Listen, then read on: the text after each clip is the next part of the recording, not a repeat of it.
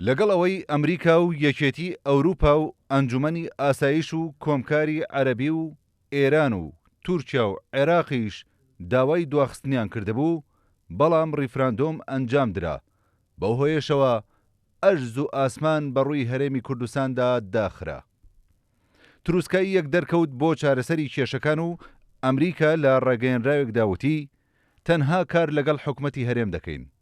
ئەمەش دەستی قوبات تاڵەبانی و نێچیروان بارزانی واڵا کرد بۆ ئەوەی جارێکی تر ڕەوشی هەرێم ئاسایی بکەنەوە.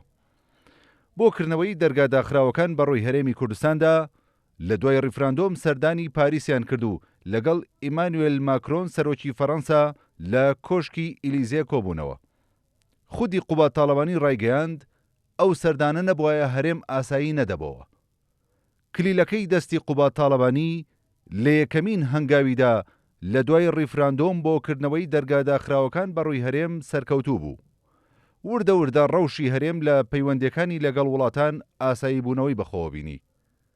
لە دوای ڕاگەاندنی ئابووری سربەخۆش لەلایەن هەرێمی کوردستانەوە کە پارتی دیموکراتی کوردستان پاڵپشتی دەکرد، ناکۆچی کەوتە نێوان حکومەتی هەرێم و بەغدا، ئەوەش بڕینی بودجە و موچەی لێکەوتەوە.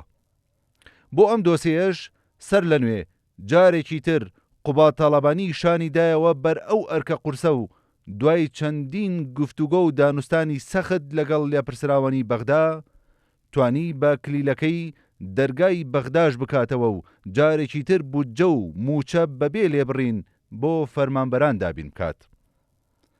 تاڵەبانی بە ئەندازیاری چارەسەری کێشەکانی نێوان هەرێم و عێراق ناو دەبرێت.